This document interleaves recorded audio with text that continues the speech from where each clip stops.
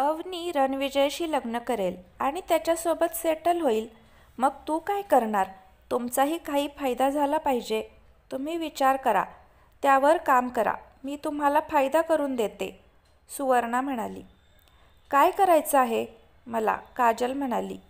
तू खूप समजूतदार गोष्ट बोललीस ना, सुवर्णा म्हणाली. आधी काम सांगा, मग ठरेल समजूतदार गोष्ट आहे की नाही ते, काजल म्हणाली. तुला अवनीला मारावं लागेल. हे कसं करणार तुझं तू बघ, सुवर्णा म्हणाली. व्हॉट? काजलला धक्काच बसला. मला माहीत आहे तुझ्यासाठी हे थोडं अवघड जाईल, कारण ती तुझी लहानपणापासूनची चांगली मैत्रीण आहे. पण मला वाटतं हे काम तुझ्यापेक्षा चांगलं कुणीच करू शकणार नाही. हे 25 लाख रुपये आहेत. प्लीज, तुला वाटलं तर तू तपासून घे, सुवर्णा म्हणाली. ठीक आहे मॅम, तुमचं काम 6 दिवसात होईल. अवनी या जगातून आऊट, काजल म्हणाली. गुड, मला तुझ्याकडून अशीच अपेक्षा होती, सुवर्णा म्हणाली. सुवर्णा काजलसोबत गाडीतून निघून जाते. आधी तिला तिच्या बिल्डिंगच्या बाहेर सोडते, मग मित्तलच्या घरी येते. थोड्या वेळानं रणविजयही बाहेरून आला होता आणि त्याच्या खोलीत जात होता. अवनी रणविजयला भिंतीला टेकून कान पकडून सॉरी आर्यम म्हणते. रणविजयनं तोंड दुसरीकडं वळवलं. मी त्यावेळेस जे बोलले ते मी पुन्हा कधीच बोलणार नाही, पण प्लीज मला माफ कर. त्याच्या गळ्यात हात घालून माझ्यावर असं रागवू नकोस. सॉरी, अवनी म्हणाली. माझ्यापासून दूर राहा. जा, मला खूप काम आहे, रणविजय म्हणाला. तुला माझ्यापेक्षा जास्त महत्त्वाचं काम आहे का? ती रणविजयच्या ओठांच्या अगदी जवळ येऊन उभी होती. त्यांच्यामध्ये श्वास घ्यायलाही जागा नव्हती. रणविजय, सॉरी. रणविजयचे हात आपोआप अवनीच्या कमरेपर्यंत पोहोचले. त्याने तिच्या कमरेवर बोटं फिरवायला सुरुवात केली. त्यामुळे अवनीचे डोळे आपोआप बंद झाले. तिच्या कानाजवळ गरम श्वास सोडत तो तिला चुंबन घेत होता. तू माझ्यावर प्रेम करतेस? हा, खूप प्रेम करते मी तुझ्यावर, डोळे झाकून मादक स्वरात रणविजयला अवनी उत्तर देत होती. तुला माझा स्पर्श आवडतो? हा, पुन्हा मादक स्वरात म्हणाली. तुला माझे केस आवडतात? हो, अवनी डोळे झाकून पुन्हा हळू आवाजात म्हणाली. हे ऐकून रणविजयाच्या चेहऱ्यावर गोड हसू आलं. लग्नापूर्वी हे सर्व करणं योग्य नाही. अवनीने अचानक डोळे उघडले. रणविजय अवनीपासून दूर उभा राहून हसत होता. मग अवनी स्वतःला नॉर्मल करते. आज तू एक महान संत बनला आहेस. अवनी स्वतःच तिचे ओठ त्याच्या ओठावर ठेवते आणि रणविजयच्या ओठांचा रस पिऊ लागते. रणविजय तिच्यापासून दूर जातो. मला वाटतं आता थेट पहिल्या रात्रीच तुझ्यावर प्रेम करणार. तू तयार राहा. त्या रात्री तू मला रोखू शकणार नाहीस. त्या रात्री मी आमच्यात अंतर सोडणार नाही, रणविजय म्हणाला. हे ऐकून अवनीचा चेहरा लाजेनं लाल झाला होता. ती लाजून रणविजयच्या खोलीतून बाहेर पडली. मी वचन देतो की मी तुला कधीही त्रास देणार नाही आणि मी कधीही तुला कोणतीही अडचण येऊ देणार नाही, असं म्हणत तो वॉशरूममध्ये गेला. रणविजय आणि अवनी त्यांच्या लग्नामुळे आनंदी होते आणि आता अवनीला देखील तो आवडू लागला होता आणि तिचा भूतकाळ विसरून तिला रणविजयसोबत आनंदी राहायचं होतं. तिला त्याच्यासोबत आयुष्य घालवायचं होतं, एकत्र. पण दुसरीकडे सुवर्णा त्या दोघांसाठी अवनीच्या बेस्ट फ्रेंडसोबत काहीतरी वेगळाच प्लॅन करत होती. दुसऱ्या दिवशी सकाळी 8 वाजता आजी आजोबा आणि विहान मिळून मित्तल मेन्शन सजवत होते. आजी आणि आजोबा खूप खुश होते कारण त्यांच्या लाडक्या रणविजयची एंगेजमेंट होणार होती. विहान, बाहेर जा आणि व्यवस्थित लाइटिंग वगैरे जोडलं आहे की नाही बघ, आजी म्हणाली. आजी, मी कामगारांना सर्व सांगितलं आहे. संध्याकाळपर्यंत सर्व काम पूर्ण होईल. काळजी करू नको. मी येऊन पाहतो भाऊ काय करतोय. त्याचा एंगेजमेंट ड्रेस आला आहे की नाही, विहान म्हणाला. तेवढ्यात काजल आत येते. नमस्कार आजी आजोबा. हॅलो बेटा, तू कोण आहेस ते मी ओळखत नाही तुला, आजोबा म्हणाले. आजोबा, मी अवनीची मैत्रीण काजल. हो, तू आमच्या अवनीची मैत्रीण आहेस. ये बाळा, इथे बस, आजोबा म्हणाले. काजल सोफ्यावर बसत आजोबांना विचारते. आजोबा, अवनी कुठे आहे? बाळा, ती आता नाही आहे. ती सुहानाला घेऊन कुठेतरी गेली आहे. आता आपण तिला थेट संध्याकाळी भेटू, आजोबा म्हणाले. ठीक आहे आजोबा, मी पण थेट संध्याकाळी पुन्हा एंगेजमेंटच्या वेळी येईन, म्हणत ती उठून बाहेर गेली. आता त्यांच्या जेवणात काहीतरी मिसळून त्यांना खायला घालण्याची चांगली संधी होती, नाहीतर रणविजयच्या विरोधात कोणाला तरी भडकवायला. पण संध्याकाळी येतो म्हणत एक विचित्र स्माईल देत ती ऑटोमधून निघून जाते. वरच्या जिन्याजवळ सुवर्णा उभी राहून सर्व काम पाहत होती. करा करा, साजरा करा, काही काळ आनंद साजरा करा, त्यानंतर तुम्हा सर्वांना एक सरप्राईज आहे, म्हणत सुवर्णा वेगळ्याच पद्धतीनं हसू लागली. रणविजय बाजूच्या रेलिंगवर हात ठेवून उभा होता. मिसेस मित्तल किंवा मिसेस राव, तुम्ही काय विचार करत आहात? एका अनावरस मुलाची आई, तू माझ्याकडून माझा आनंद हिसकावून घेण्याचा प्लॅन करत आहेस? एक गोष्ट लक्षात ठेव, जर तू अवनीला इजा करण्याचा विचार केलास तर मला अर्णवचा जीव घ्यायला एक सेकंदही लागणार नाही. तरीही तुला जे काही प्लॅन करायचे ते कर, कारण आता फक्त काही दिवस तुला या घरात राहायचं आहे. सुवर्णा उगाच रडत असते. रणविजय बाळा, मला माहीत आहे की आजही तू तुझ्या आईच्या जाण्याबद्दल मला दोष देतोस, पण प्लीज मला या घरातून, माझ्या कुटुंबापासून, माझ्या नवऱ्यापासून आणि माझ्या मुलांपासून दूर नेण्याबद्दल बोलू नकोस. तुझ्यावर सुद्धा प्रेम करते मी, तुला माझाच मानते, पण मला माहीत आहे की तू मला कधीच आपली आई मानणार नाहीस. पुन्हा अश्रू पुसत म्हणाली की मी हात जोडून माफी मागते, माफ कर. रणविजय आश्चर्यानं सुवर्णाचं नाटक पाहत होता आणि हे काय आहे हे समजून घेण्याचा प्रयत्न करत होता. नेमकं ती काय करणार आहे?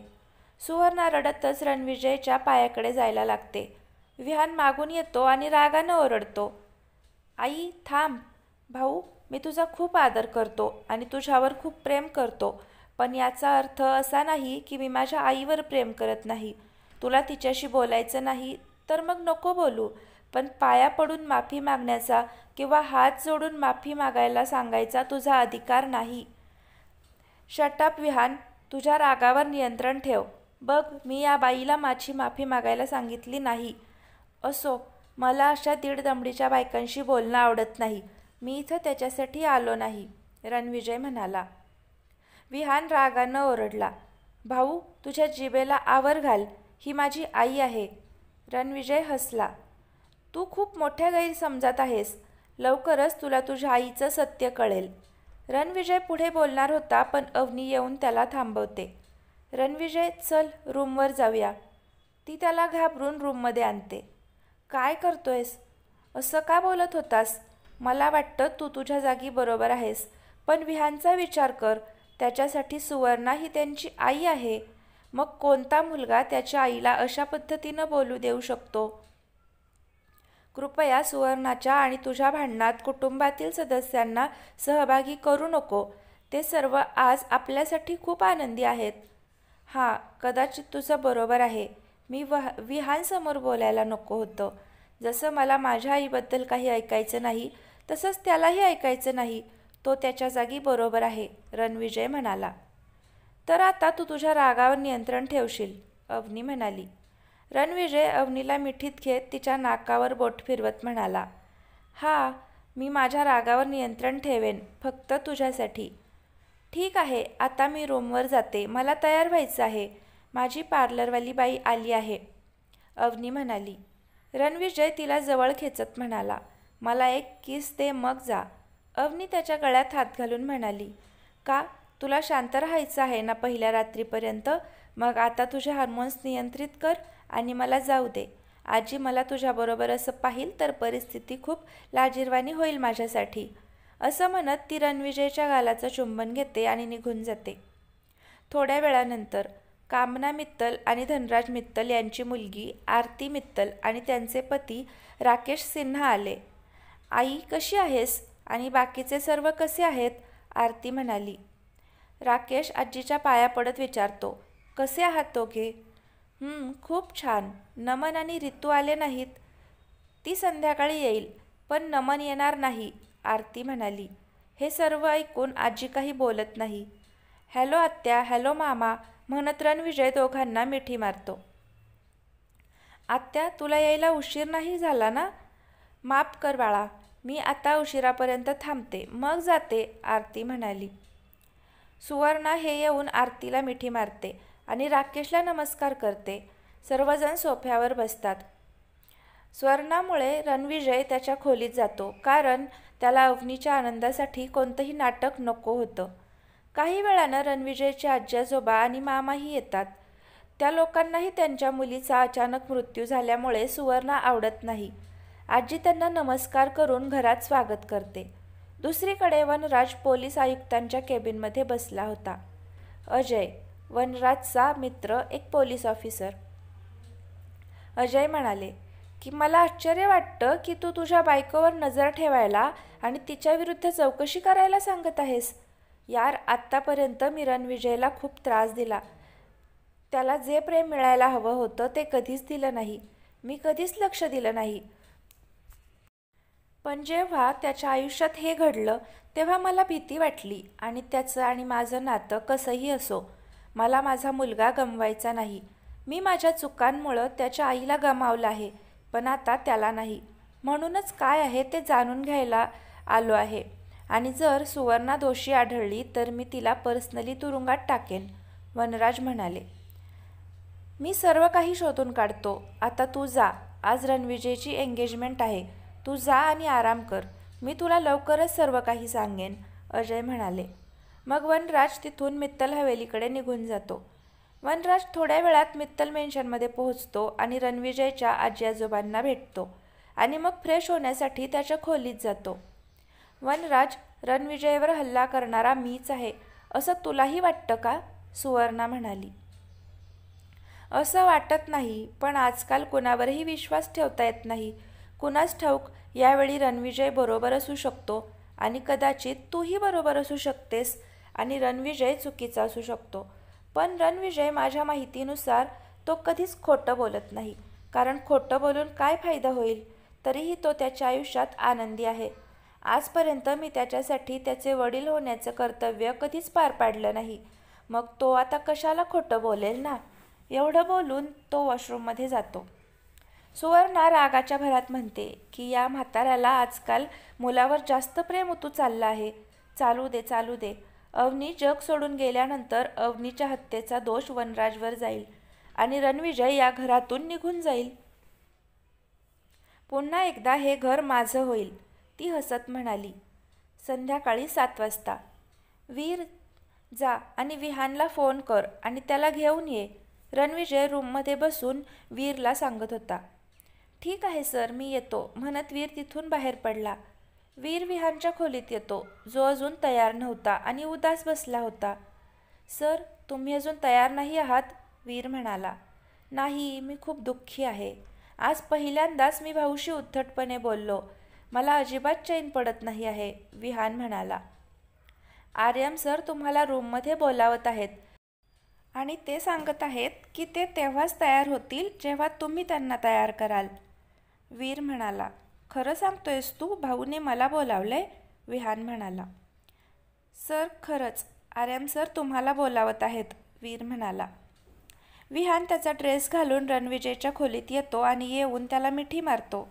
माफ कर भाऊ, आज मी तुझ्याशी खूप गैरवर्तन केलं. मी वचन देतो की मी तुझ्याशी पुन्हा कधीही गैरवर्तन करणार नाही, विहान म्हणाला.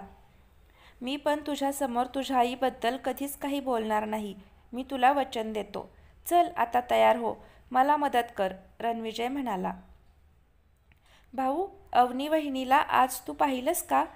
मी आज ऐकलं आहे ती खूपच म्हणजे खूपच सुंदर दिसत आहे. तू पाहिलंस का तिला? रणविजय म्हणाला. नाही, सुहाना मला सांगत होती, ती आज खूप सुंदर दिसतीये. मी लगेच येतो, रणविजय म्हणाला. काही उपयोग नाही भाऊ, आजीनं वहिनीची खोली बाहेरून बंद केली आहे. कुलूप का? रणविजय म्हणाला. तुझ्यामुळे, कारण आजीला माहीत आहे की तू अवनी वहिनीसाठी खूप अधीर आहेस, विहान हसतच म्हणाला. तसं काही नाही, तुला समजलं का? ती माझी बायको आहे. जर मी बघितलं नाही तर आणखी कोण बघणार? रणविजय जरा चिडतच म्हणाला. हो, हे खरं आहे, पण आता काही करता येणार नाही. भाऊ, आता तू माझं डोकं खाऊ नकोस. मला तयार कर. मलाही आज सर्वात सुंदर दिसायचं आहे. रणविजयची अवस्था पाहून वीर आणि विहान हसत होते.